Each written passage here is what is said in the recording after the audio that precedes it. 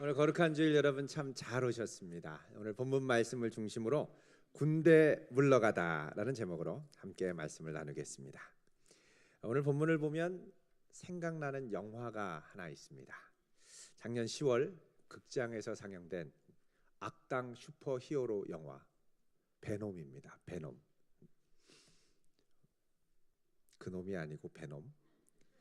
영화는 이제 외계 행성에서 온 신비오트라고 하는 괴 물질이 사람을 숙주 삼아서 그 안에 들어가서 기괴한 모습으로 변신을 해서 강력한 힘을 발휘하는 그런 괴물이 되지요.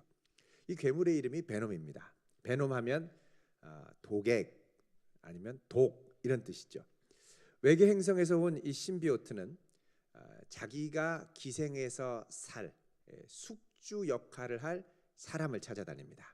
그래서 이 사람 속에 들어가서 살아보고 자기랑 맞지 않으면 그 안에 있는 모든 에너지와 생명체를 싹 다 이 생명을 빨아먹고 또 다른 숙주로 옮기고 또 옮기고, 그러다가 자기 몸에 맞지 않는 숙주를 이제 자기 몸에 맞지 않는 숙주가 마다 자꾸 옮겨 다녀서 자기 몸에 맞는 걸 찾기 위해서 돌아다니다가 마침내 영화의 주인공인 에디 브룩을 만나게 됐죠. 그리고서는 딱 들어갑니다. 보니까 자기 몸이랑 너무 맞는 거예요, 이 숙주랑. 그래서 떠나지 않고 계속 같이 있습니다. 그러면서 기괴한 동거가 시작이 되죠. 괴물로 변하기도 하고 사람을 잡아먹기도 하고. 자, 이런 존재는 사람일까요? 아니면 외계 생명체일까요? 영화 끝에서 자기 정체를 묻는 악당의 질문에 이 주인공이 이렇게 대답을 합니다. 너는 누구냐? 그러니까 We are Venom. 그리고 확 잡아먹죠. 오늘 본문에 이런 베놈 같은 존재가 등장합니다. 이방 거라사 지역에 사는 더러운 귀신 들린 사람이죠. 겉모양은 사람인데 그 속에 마귀가 들어있습니다. 정상적인 사람이라고 할 수가 없었습니다. 2절 말씀에 보면 그 사람은 무덤 사이에 나와서 배를 타고 오시는 예수님을 만났습니다. 그때 그의 상태가 어땠느냐? 자, 오늘 말씀 5장 3절 4절 읽어보겠습니다. 시작. 그 사람은 무덤 사이에 거처 하는데 이제는 아무도 쇠사슬로도 맬 수 없게 되었으니 이는 여러 번 고랑과 쇠사슬에 매었어도 쇠사슬을 끊고 그 고랑을 깨뜨렸음이로라. 그리하여 아무도 그를 제어할 힘이 없는지라. 아멘. 자, 이 사람들이 무덤들 사이에 살고 있었다 그럽니다. 무덤 단수로 나오는데 헬라어 원문 성경에는 무네메이온 이래서 이제 무덤들 복수형을 쓰죠. 그럼 보통 우리가 생각할 때 무덤들 사이에 살았다 그러면 뭐 우리 경주에 가면 이 곱은 총들이 크게 있지 않습니까? 그런 거 사이에 살았나 이렇게 생각할 수 있습니다만, 팔레스타인 지역의 무덤은 이 자연 동굴이나 석회암을 깎아서 이 묘실을 만들었습니다. 지금도 이제 이게 원형으로 보정된 유대 이 평지로 알려진 이 쉐펠라 지역에 가면 이 쉐펠라 지역이 다 이제 석회암으로 되어 있는데 거기 가면 2000년 전의 모습 그대로 남아 있는 가족 묘실들이 있습니다. 거기 가면 가운데 통로가 있고 좌우로 시신 한 구가 들어갈 만한 긴 이 공간이 좌우로 10개 정도가 있습니다. 그리고 그 안으로 들어가면 또 들어있고, 그러니까 한 20-30명, 많게는 40-50명. 그러니까 위에 선조 할아버지부터 그 다음에 아들 손자까지 쫙 며느리까지 해서 가족들을 다 수용할 수 있는 그런 가족 묘실이었던 것입니다. 자, 여기에는 사람이 들어가서 누워서 자도 될 정도로 공간이 넉넉하게 있습니다. 그래서 이 귀신 들린 사람이 무덤들 사이에 살고 있었다라는 건 뭐냐면 이 무덤 이 석관 석실 안에 들어가서 동굴에 들어가서 이제 자고 살고 그랬던 거죠. 자, 죽은 자의 시신과 함께 있는 것은 제의적으로 부정한 겁니다. 그래서 오늘 말씀 2절에 더러운 귀신이라고 할 때 이 더러운이라는 말이 헬라어로 아카르토스인데, 이 아라는 말은 없다 이런 뜻이고 카르토스는 카타르시스. 카타르시스 하면 깨끗하게 씻겨나가는 감정의 정화를 카타르시스라고 하지 않습니까? 그러니까 아카르토스 그러면 정결함이 없다라는 겁니다. 그러니까 부정한, 제의적으로 부정한 귀신이라는 거죠. 그러니까 시체와 함께하는.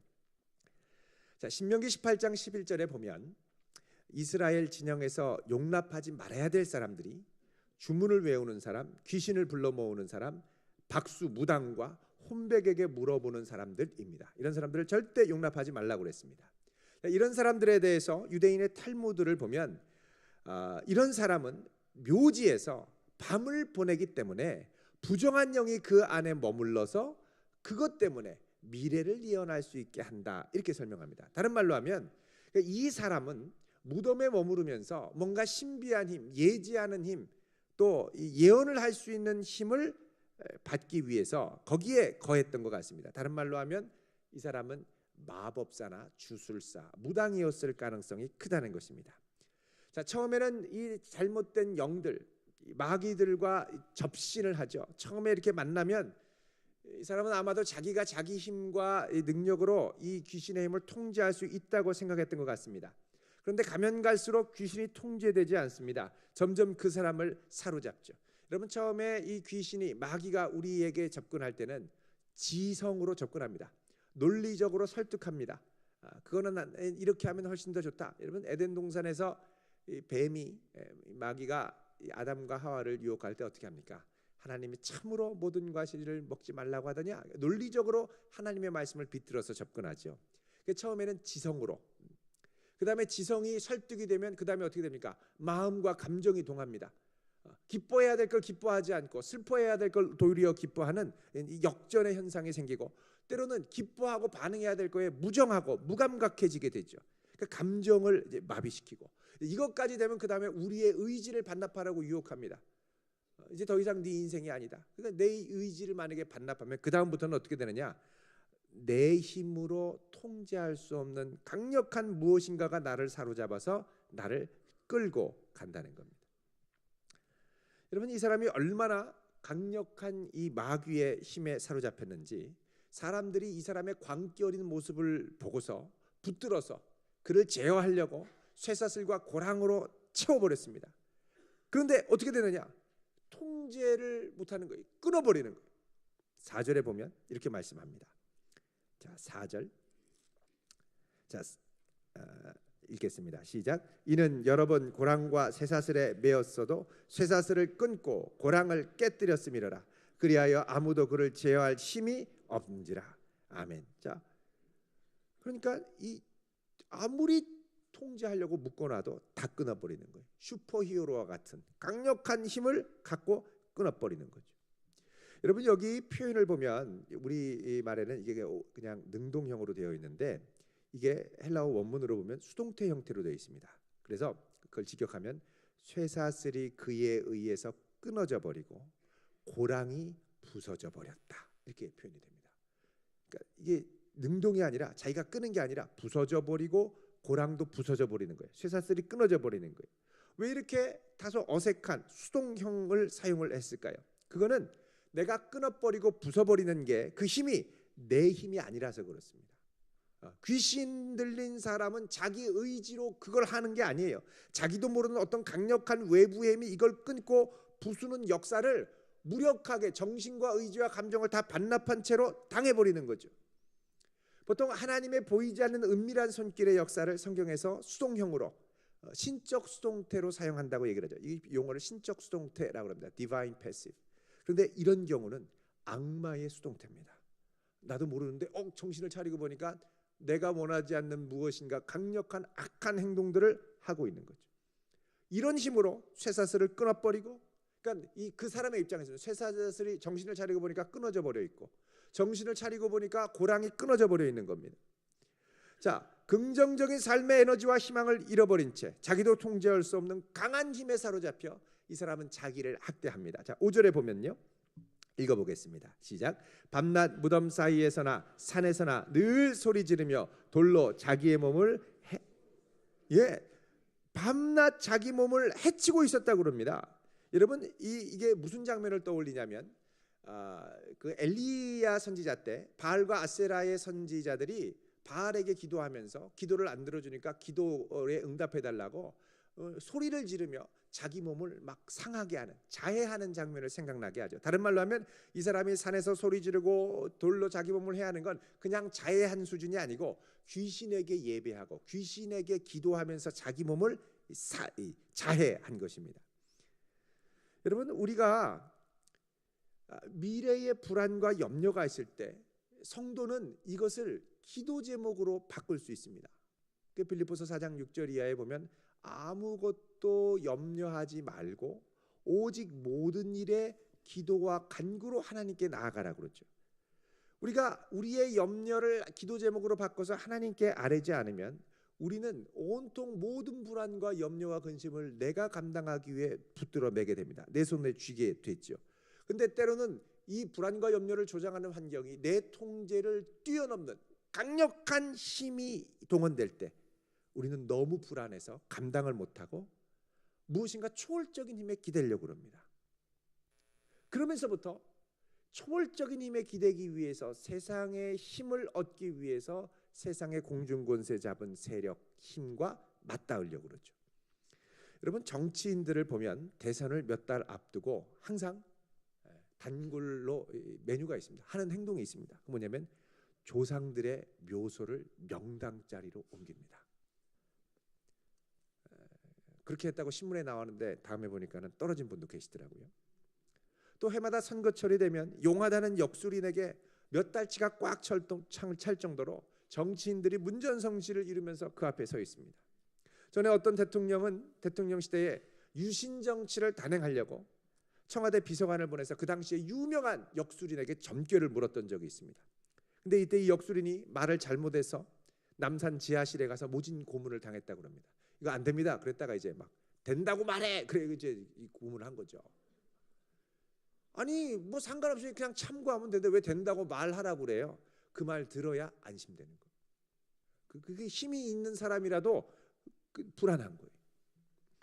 여러분, 일제 시대에는 일본이 우리나라를 지배하면서 강점기 때 우리나라의 신령한 기운을 막는다고 전국의 산천의 산맥에 수백 개의 쇠말뚝을 박아놨습니다. 그래서 어떤 분은 이걸 알고 고문서를 뒤져서 내 평생 사명 삼천리반도 금수강산에 박혀있는 쇠말뚝 뽑는 거. 그래서 25년간 전국을 돌면서 이분이 뽑은 쇠말뚝만 280개. 그리고 여기저기서 그러니까 소문이 나서 제보가 나가지고 쇠말뚝 뽑으려고 기다리고 있는 예비 후보 쇠말뚝들이 50개 기다리고 있습니다. 2차 세계대전 당시에는 전 세계를 공포로 몰아넣었던 히틀러 주변에 유명한 역술인이 5명이 있었습니다. 여러분, 이거 보면 사람이 자기 운명을 개척하고 꾸려가는 것 같지만 정말 거대한 일 앞에 거대한 힘이 필요할 때는 자기가 연약한 걸 알고 자꾸 공중권세 잡은 세력, 엉뚱한 세력에 물어보고 의지하고 기대하려고 합니다. 여러분, 이러다가 어떻게 되냐면 내 이성적인 생각이 마비가 됩니다. 그리고 귀신의 말만 들으려고 그러죠. 지성이 마비되기 시작하는 겁니다. 그 다음에는 감정도 마비됩니다. 이성으로 설득된 것을 갖고 내 감정을 누르게 되죠. 정말 마음 아파해야 될 걸 아파하지 않고 회개해야 될 걸 회개하지 않고 감사해야 할 걸 감사하지 않습니다. 감정이 조절되지 않아요. 기뻐해야 할 일에 분노하고 슬퍼해야 할 일에 무정하고 냉랭해집니다. 여기서 더 나아가면 내 의지까지 마비됩니다. 어떨 때는 내가 하고 싶어도 내 의지대로 되지 않습니다. 의지가 병들게 되죠. 여러분, 대표적인 것이 중독입니다.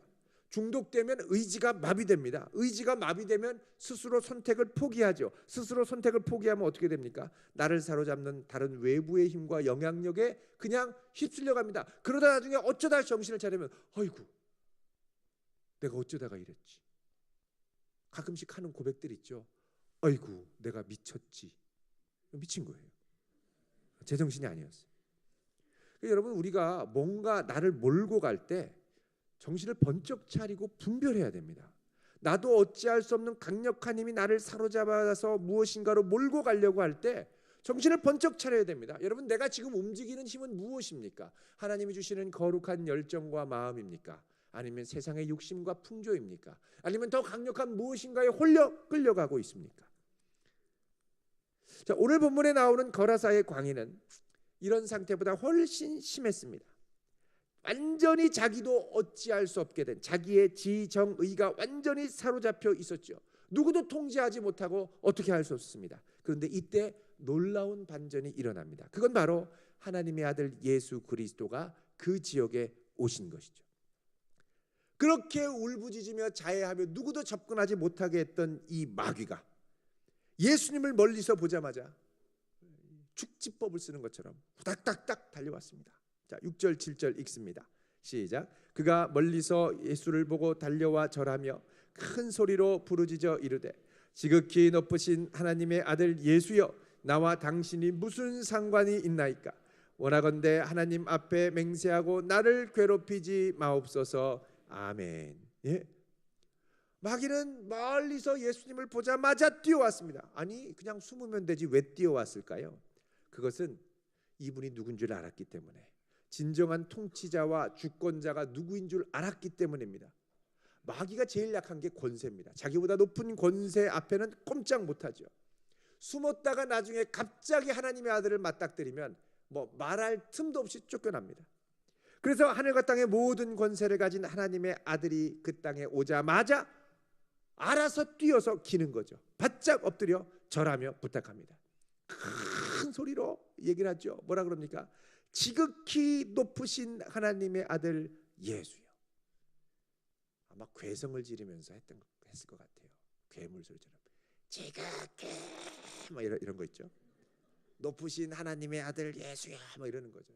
정신이 나간 상태로. 여러분, 말은 잘합니다. 마귀가. 지극히 높으신 하나님의 아들인 걸 또 어떻게 알고? 딱 고백하죠. 그러면서 뭐라 그럽니까? 나와 무슨 상관이 있나이까? 이 말은, 아니 여태까지 여기는 내가 다스리던 지역이었는데 왜 하나님의 아들이 유대 땅에서만 계시지 여기까지 오시냐는 거예요. 그냥 나는 여기서 그냥 활동하게 내버려 달라는 거죠. 그러면서 원하건대 하나님 앞에 맹세하고 나를 괴롭히지 마소서 그럽니다. 여러분, 여기 괴롭히다라는 말은 종말의 심판을 암시하는 말입니다. 요한계시록 20장 10절을 보면 이 괴롭히다라는 말이 종말의 심판을 향하여 사용이 됐습니다. 요한계시록 20장을 보시죠. 10절.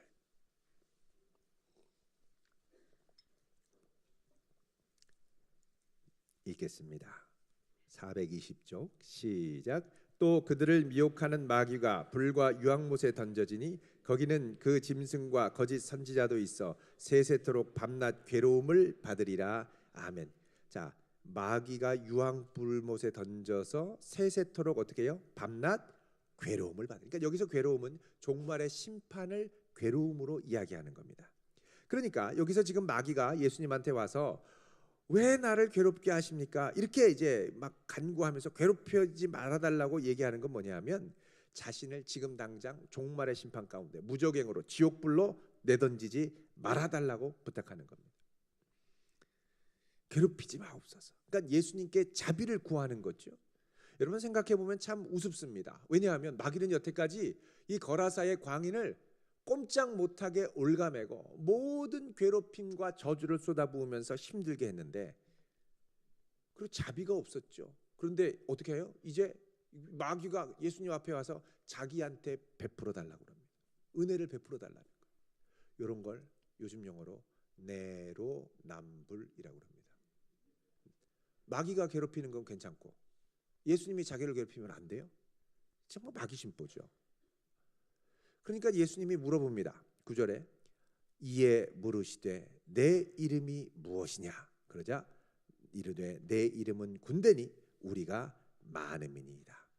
여러분, 예수님이 마귀에게 이름을 물으시는 이유가 무엇입니까?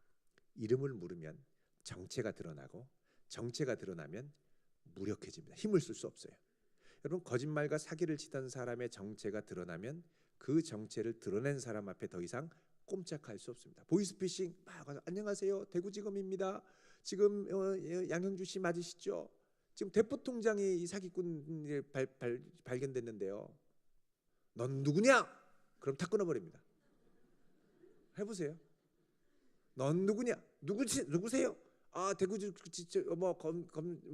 직업 뭐 누구입니다. 그러면요, 이름, 그 사무실 번호, 보통 핸드폰 번호로 오거든요. 사무실 번호로 와야 돼요. 그러면 그냥 툭 끊어버립니다. 얼마 전에 제가 전화를 받았습니다. 넌 누구냐? 그러더니 끊어버려요. 여러분, 이 마귀도 예수님이 딱 정체를 물어보니까 완전히 무장해제되는 거예요. 그래서 벌벌 떨면서 뭐라 그러냐면 내 이름은 군대니 이는 우리가 많음이니이다 그러죠. 여러분 이 나나주 1번에 보면 군대에 대해서 이렇게 설명을 합니다. 헬라어로 레기온 이렇게 얘기합니다. 레기온, 리전이라는 말이죠. 영어로 레기온. 그러면서 로마 군대의 여단 규모 이렇게 되어 있습니다.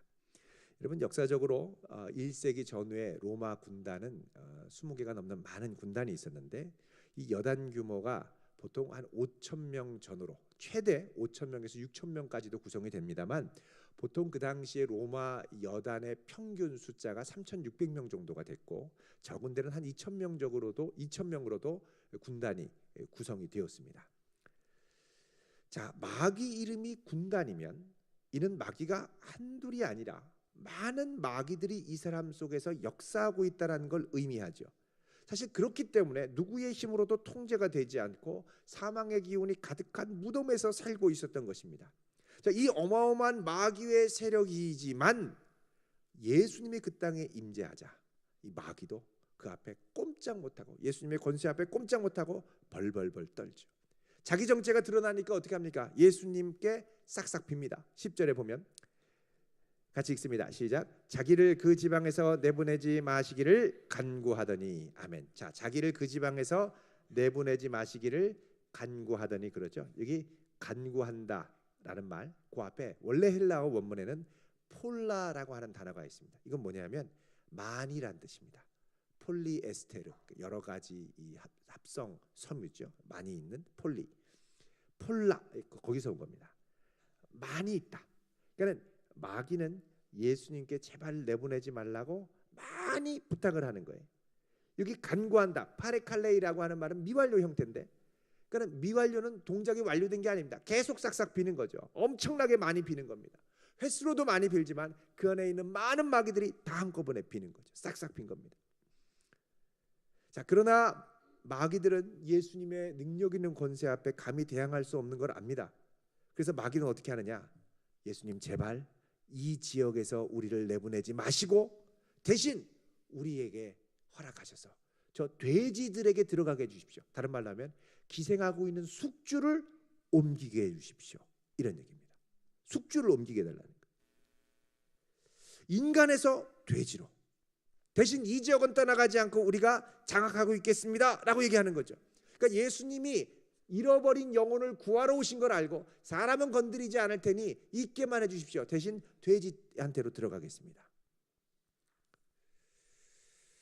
여러분 이 마귀가 참 집요합니다. 근데 이게 집요하게 요청하긴 하는데 이게 이 외통수를 두는 거죠. 다급한 나머지 예수님께 부탁한 요청인데 예수님이 허락하시죠. 13절에 읽어봅니다. 시작. 허락하신대 더러운 귀신들이 나와서 돼지에게로 들어가매 거의 2,000마리 되는 떼가 바다를 향하여 비탈로 내리달아 바다에서 몰사하거늘. 예? 이 군단을 형성한 마귀들이 자기랑 숫자가 얼추 비슷한 2,000마리 정도 되는 돼지떼들에게 들어가는 거예요. 여러분 들어가니까 어떻게 됩니까?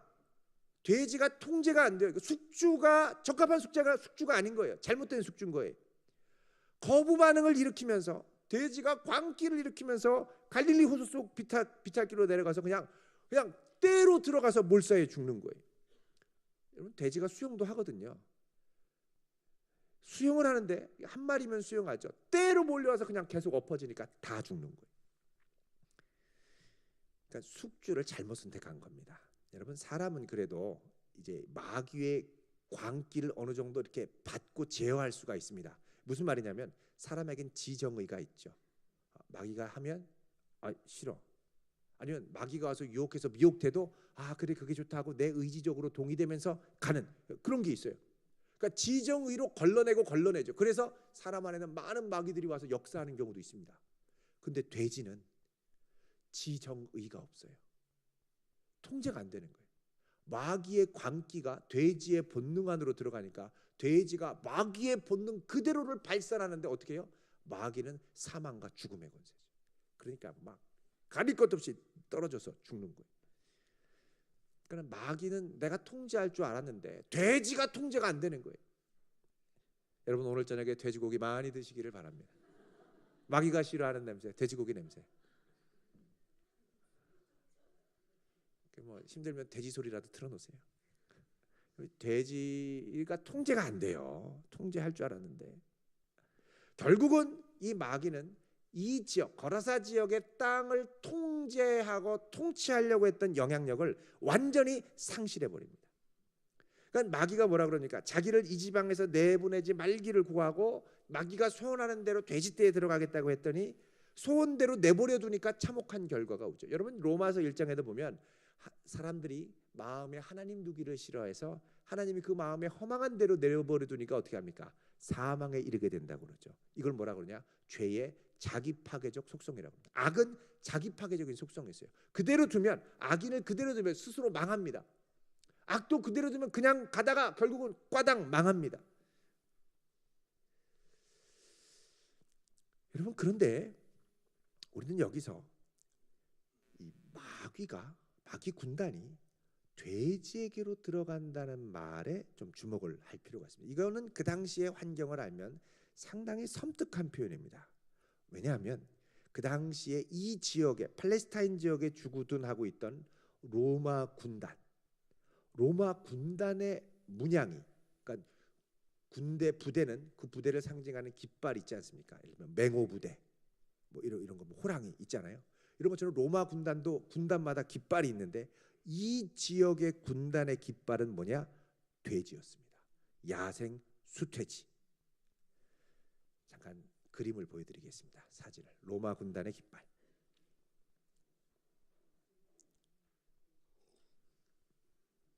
앞에 조명을 꺼주시고요. 예. 자, 빨간 이 깃발들이 로마 군단의 깃발들이 있는데 왼쪽에 보면 LEG 이렇게 되어 있습니다. 이게 레그인데 레기온의 약자입니다. 레기온 숫자로 로마 숫자로 3이죠. 3. 그러니까 3군단입니다. 오른쪽은 레기온 4군단이죠. 그 다음 사진 보시면 이게 20군단의 상징입니다. 로마의 20군단 야생 수퇴지죠. 이 야생 수퇴지는 이 20군단이 가면서 이게 배지로도 달고 다녔습니다. 고위 관료 같은 경우는. 그 다음 사진을 보시면 이게 그 당시에 달았던 배지의 전형적인 문양입니다. 야생 수퇴지. 그 다음 보시면 군단의 도장, 인장을 찍었을 때 이런 식으로 찍었습니다. 그 다음 보면 요거는 군단에서 쓰던 방패입니다. 방패의 모양을 야생 수퇴지로 이렇게 그린 거죠. 그러니까 독수리가 돼 있는데 독수리를 그리고요. 호랑이가 돼 있는데 사자가 돼 있는데 사자를 그리고요. 군단마다 방패의 문양이 달랐던 것이죠. 예, 다시 저를 봐주시길 바랍니다. 조명을 켜주시고요. 자, 여러분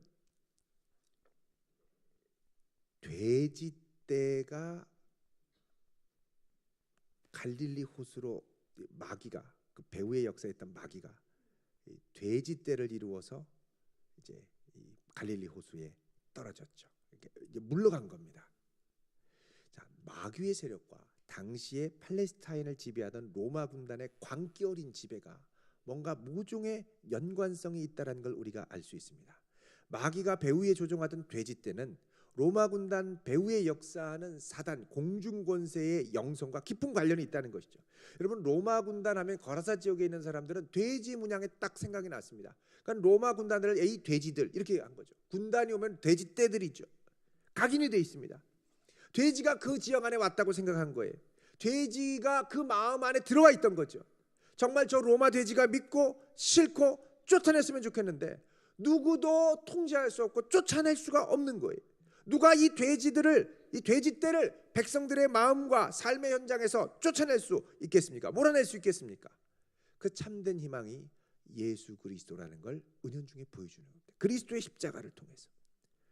자, 그런데 이렇게 되니까 돼지들이 물려갔잖아요. 다 죽었잖아요. 쫓겨났잖아요. 그러자 마귀들이 괴멸이 되니까 마을 사람들의 반응이 어땠냐?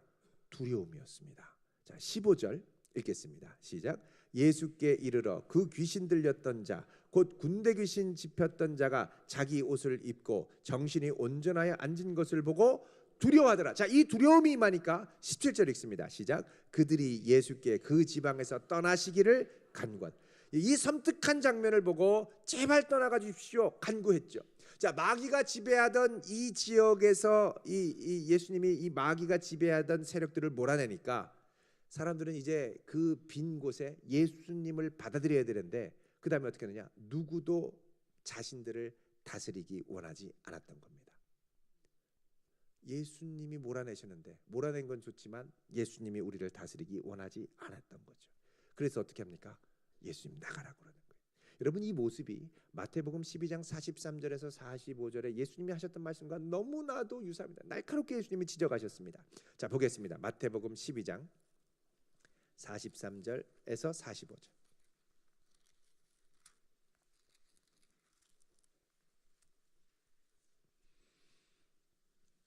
읽겠습니다. 시작. 더러운 귀신이 사람에게서 나갔을 때에 물 없는 곳으로 다니며 쉬기를 구하되 쉴 곳을 얻지 못하고 이에 이르되 내가 나온 내 집으로 돌아가리라 하고 와 보니 그 집이 비고 청소되고 수리되었거늘 이에 가서 저보다 더 악한 귀신 7을 데리고 들어가서 거하니 그 사람의 나중 형편이 전보다 더욱 심하게 되느니라. 이 악한 세대가 또한 이렇게 되리라. 아멘. 자, 여러분, 예수님이 이 말씀하신 것이 너무나도 비슷합니다. 여기 보면은 귀신이 나갔죠.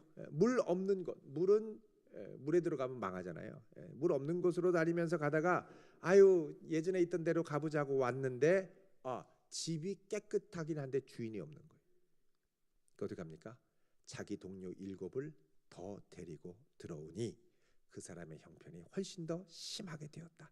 이 악한 세대가 또한 이렇게 되리라. 예수 그리스도를 맞아들이고 그를 주로 모시며 살아야 되는데 이 예수님을 몰아내서 나중에 어떻게 됩니까? 로마 군단 돼지떼들에게 망하게 되죠. 주후 70년에 예루살렘 성이 무너지게 됩니다. 여러분, 예수님 보고 나가달라고 하는데 그러면 우리가 물어야 될 질문은 그러면 예수님의 사역은 과연 실패했는가? 끝났는가?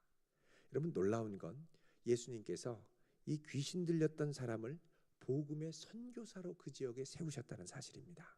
자, 18절에서 20절 같이 읽겠습니다. 시작.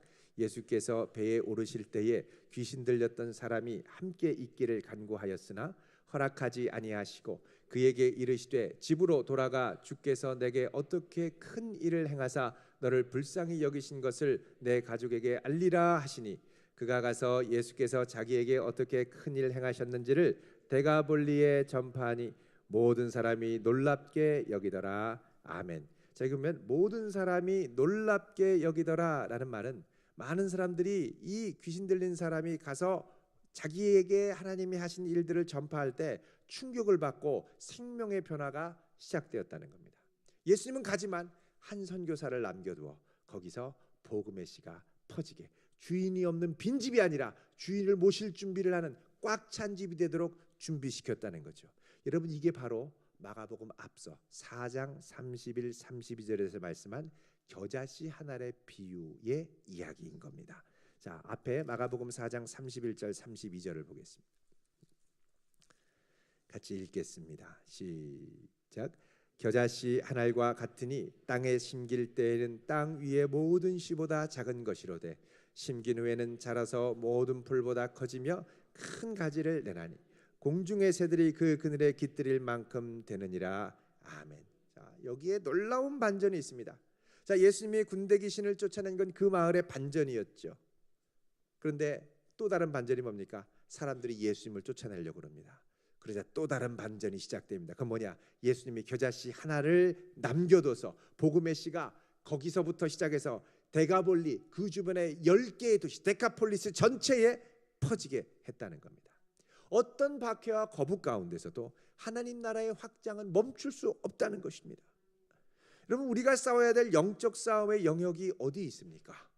여러분, 나도 모르게 막 내 마음이 이상한 곳으로 끌리고 세상 풍조에 휩쓸리고 또 세상 논리에 동의가 돼서 예수님의 다스림을 거부하거나 피하거나 도망가지는 않습니까? 여러분, 나도 모르게 내 마음 나도 몰라 할 정도로 휩쓸릴 정도로 놔두지 마시길 바랍니다. 정신 차리셔야 됩니다. 그리고 물어야 돼요. 이런 마음을 주는 넌 누구냐? 물으셔야 돼요. 여러분, 전에 어떤 자매 한 분이 직장에 있는 한 상사가 미워지기 시작했습니다. 그냥 얼굴만 보면 기분 나빠요. 자꾸 보면 마음이 울컥울컥. 내가 왜 이러나, 미워하지 말아야지 기도했어요. 근데 다음 날 가서 밤에 잘 때는 아무 상관없는데 보기만 하면 막 분노가 솟고 막 울컥울컥하고, 그냥 밤낮 기도하면서 회개하고 제가 왜 이럽니까? 사랑하도록 도와주세요. 이렇게 기도를 3년을 했습니다. 그러던 어느 날 그 교회 교육자와 상담을 했습니다. 물어봤어요. 전도사님이, 그 미워하는 생각은 자매님에게서 온 건가요?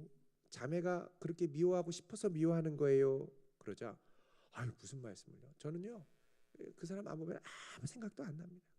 미워할 감정도 없고 나한테 뭐 이렇게 한 것도 없고 전혀 악감정이 없습니다.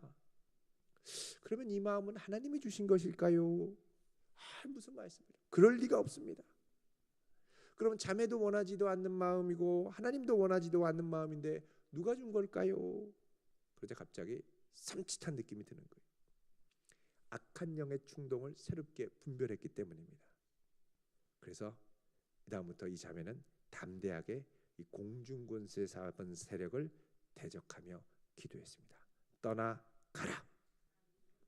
놀라운 건 그 다음부터 그동안 계속 울컥하고 막 솟아오르던 이런 미움이 싹 사라지고 도리어 그 직장 상사가 너무 치근하고 사랑스럽게 보이더라는 거예요. 여러분, 우리는 때로는 분별할 수 있어야 됩니다. 나도 모르게 끌려가는 충동, 싸워야 됩니다. 여러분, 담대하게 싸워서 승리하면서 귀한 열매를 맺어가는 복된 성도 되시기를 주님의 이름으로 축원드립니다. 기도하겠습니다. 거룩하신 하나님, 우리를